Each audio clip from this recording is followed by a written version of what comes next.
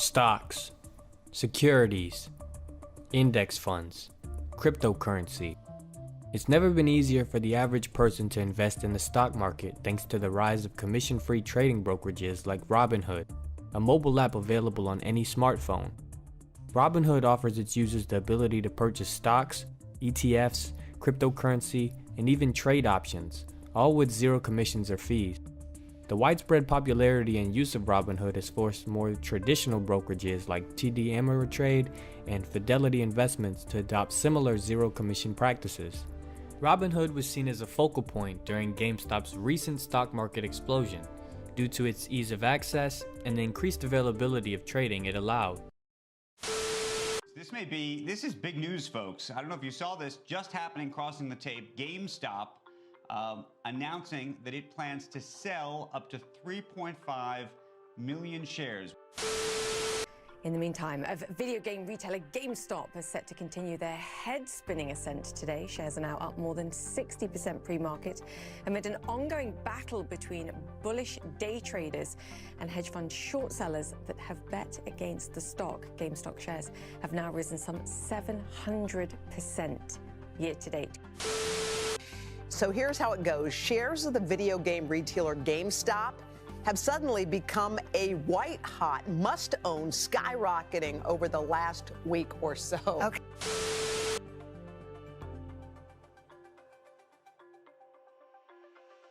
JT Beck is a portfolio manager at Godsey & Gibb, an investment firm based in Richmond with over $1 billion in holdings under management. Beck has spent the better part of 8 years learning the ins and outs of wealth and capital management.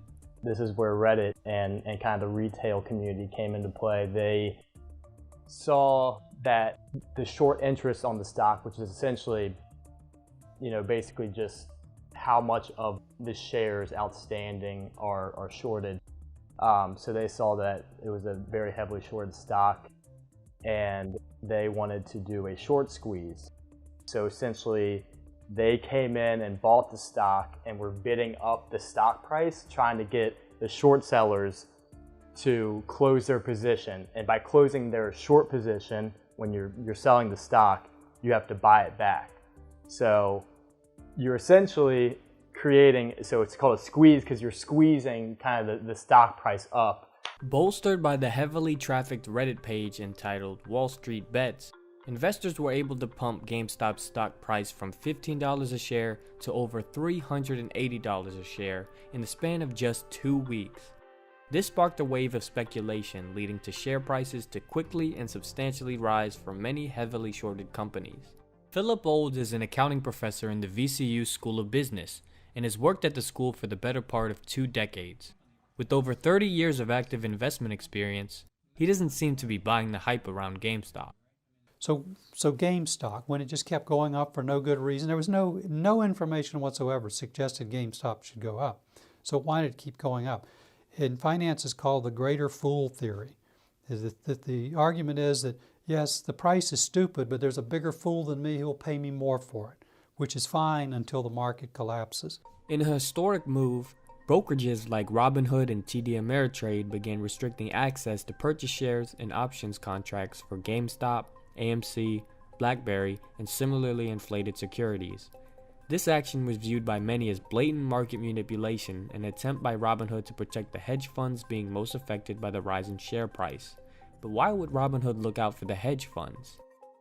The company's revenue actually comes from 3 main sources: interest earned on customers' cash balances, margin lending, and selling order information to high-frequency traders. The SEC actually opened an investigation into the company in September 2020 for selling highly pertinent order information to large trading firms. Safe to say that nothing in life is ever free. Robinhood this day will pay $65 million to settle with the SEC on 2 key issues. The first, regulators say Robinhood didn't tell customers the whole story when it came to free trading. From 2015 through 2018, the SEC says Robinhood put misleading statements and had omissions on its website when describing its revenue model, namely payment for order flow or getting paid to send trades to high-frequency firms. Second, failing to get customers the best price on those trades. According to the SEC, Robinhood trades were executed at prices far inferior to other brokers. That's despite Robinhood saying its execution quality matched or beat its competitors. The SEC says in total that cost customers about $34 million.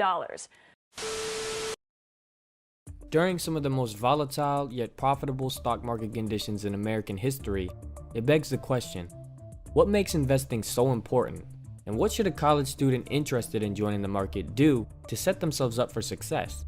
Ali Afemi is a 20-year-old day trader that has made millions in the stock market since high school and is currently a business administration major at VCU. I somewhat take Warren Buffett's long-term approach to investing. Find great companies while they're on sale and hold them long-term. That's pretty much what I do, even through recessions and stuff. Vanessa Staffelakis is a finance and econ double major at Drexel University, graduating in May. After a lengthy internship, she recently accepted a position at BlackRock, which happens to be the largest financial management firm in the world. Inflation is a naturally occurring thing, and while it feels safe to hold your dollars in maybe just a checking account or a savings account, as inflation rises and your dollar value stays the same, you're pretty much losing money by not investing. And I heard a good metaphor one time on this, that people think that driving slow makes you a safer driver. But if you're on 95 going 30 miles an hour, I promise you that you're going to cause an accident. Just because you're going slower doesn't mean it's safer. And just because you're holding your money in your your Wells Fargo PNC savings account doesn't necessarily mean it's safer. That being said, investing is always accompanied by risk, and inexperienced investors should educate themselves as much as possible before executing any trade. Our education system in the US largely misses any type of fiscal literacy training, and it's a very risky game. You can make your money just as fast as you lose it, and it's really easy to forget that when you're on the right side of things. And then you see a lot of people get really, really hurt because they forgot, or sometimes they simply don't know the rules of investing and how markets work. And so while it is great that people have greater access, I think access without education can be a dangerous thing.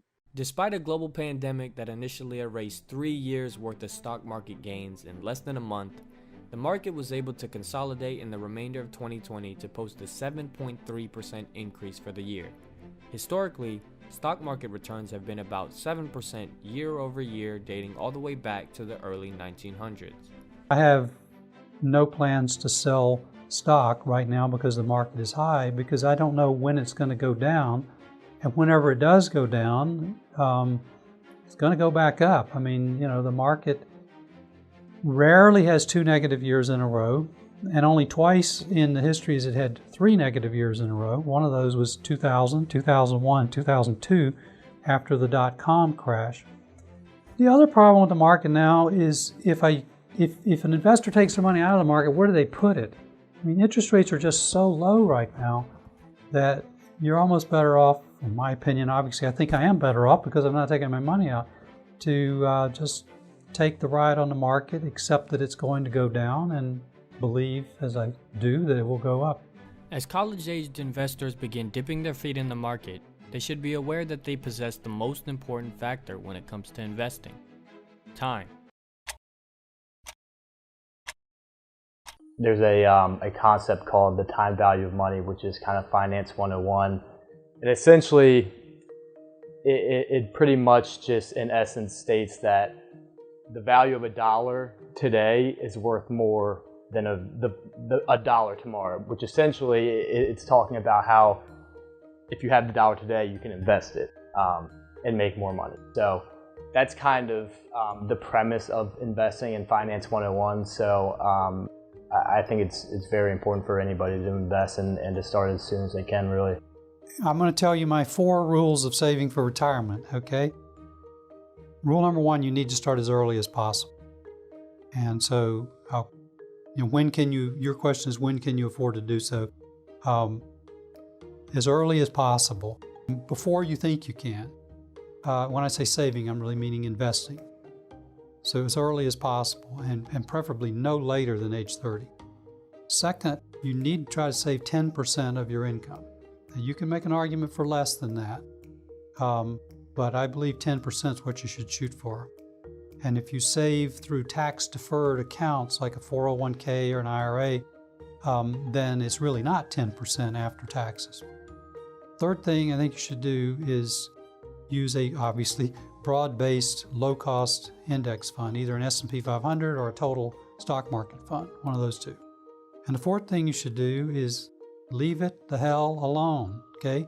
Don't think that you should jump in the market and jump out of the market and change from the S&P 500 to a sector fund or all that. Just do it every paycheck, have the money withdrawn automatically deposited, and you'll be fine.